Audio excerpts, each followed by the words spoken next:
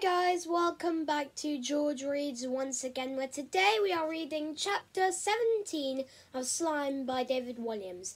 Last time in chapter 16 we were introduced to Captain Pride, the owner of Mulch's Park, but he banned anyone from going anywhere near it. But Ned and Slime landed in the park, and now they are thinking of a way to cause some mischief in Pride's Park. I'm really looking forward to sharing this chapter with you guys, and if you guys are excited to hear it, then please leave a like and subscribe. That would be greatly appreciated, and it helps the channel loads. But before we get started on today's book, I'm going to give a shout out to Ariane, who's probably watching this video right now. On Monday, he asked me if he could get a shout out on one of my videos. So, hi Ariane, how are you doing? I hope you and your family are very well during lockdown. But guys, without further ado, let's read chapter 17 of Slime by David Walliams. Hope you're excited. Chapter 17, The Book of Park Occurrences. My basketball rolled onto the grass that time, didn't it, Pride? Announced Ned from the park bench. Captain Pride to you, the man thundered. Didn't it, Private Pride? Replied Ned, enjoying winding up the proud man. Captain! I remember it well, said the park keeper. All serious incidents are noted down in my book of park occurrences. Let me look. The man pulled a little red, leather-bound notebook from his blazer pocket. On the front cover were the words, The Book of Park Occurrences. Let me see. January the 1st, began Pride, leafing through the pages. Not a Happy New Year, as at 0700 hours, highly offensive sweet wrapper blows into park. Entire area is sealed off until culprit who dropped said sweet wrapper is found and fined. Ned looked at Slime, and Slime looked at Ned. Both rolled their eyes at one another. 14th of February, 0900 hours, a pigeon does his doodahs on the newly waxed park bench. Pigeons are brought into the park shed for questioning one by one until one of them squawks. Then Slime sighed at the silly little man. Ah, yes, here it is, March the 3rd. Captain Pride was becoming animated now. 1100 hours, a basketball is bounced over the wall from the nearby playing fields and lands on the grass. It bounces repeatedly, 7 times to be precise, before eventually coming to a stop. One blade of grass is killed. Another is seriously injured. Basketball is dealt with in an instant with military precision. I puncture it with my lit-collecting spear. That basketball was a Christmas present from my granny, said the boy sorrowfully. She sent it all the way from the Isle of Stench. It accidentally bounced over the wall. Why didn't you just throw it back when I asked you? The captain's moustache bristled. I did throw it back, he protested.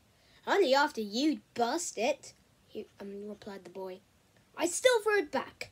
The captain's left eye began to twitch. Right, I want both of you out of my park, now. Ned looked at Slime. All in good time. First, we need a little something for you to jot down in your park occurrences book. It's called the Book of Park Occurrences, not the Park Occurrences book, corrected the captain. Slime, continued Ned. I thought we need to cause some mischief. Goody goody, agreed his friend. 1,000 sweet wrappers, if you please. What the blazes? spluttered Captain Pride. Now, shouted the boy. Halt! cried Pride. The little man could make a big noise, but it was too late. Slime had trans-slimed into 1,000 sweet wrappers of every colour imaginable. They floated through the air, dancing on the breeze. Captain Pride ran round in circles, trying to grab them, to no avail. Ha ha ha! Ned laughed. Now let's have 100 basketballs.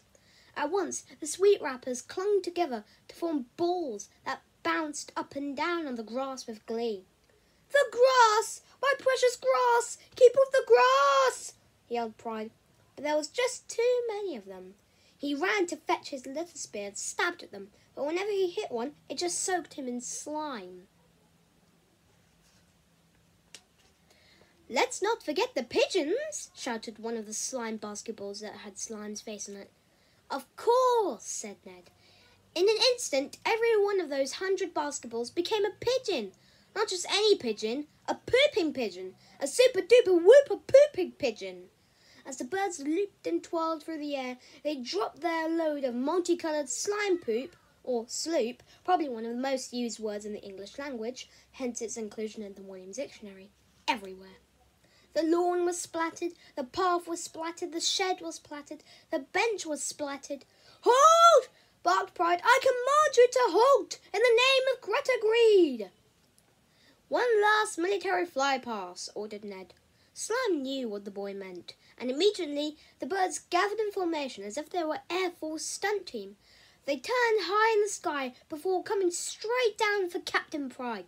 "Halt!" he bellowed. "That's an order!" But they didn't stop. They kept coming. The old soldier began to run away, but he was no match for the slime pigeons. They swooped over his head, dropping their load right on top of him. Captain Pride was splattered. "Dirty beasts!" cried the man. His moustache, his blazer, his slacks, his highly polished boots, every last part of him was covered in goo. "Oops," remarked Ned. "You seem to have a tiny speck of something on you, Captain Pride." A red mist of fury descended upon the park keeper. "I'll get you, boy!" he yelled as he charged at Ned with his litter spear. "Charge! And it's not Pride, it's Pride!" Just in time, the slime pigeons swooped down to Ned and whisked him up from the park bench high into the air. "Another day, Captain Pride," he called out from above. With the beat of 100 slimy wings, the boy vanished into the clouds. And that's the end of chapter 17. So make that another grown-up that Ned and Slime have played tricks on.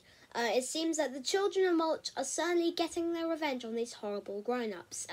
Thank you guys for watching, and Alien if you are watching with your family. But for now, that's all from me. And make sure you tune in for tomorrow's episode of George Reads chapter 18 of Slime by David Walliams.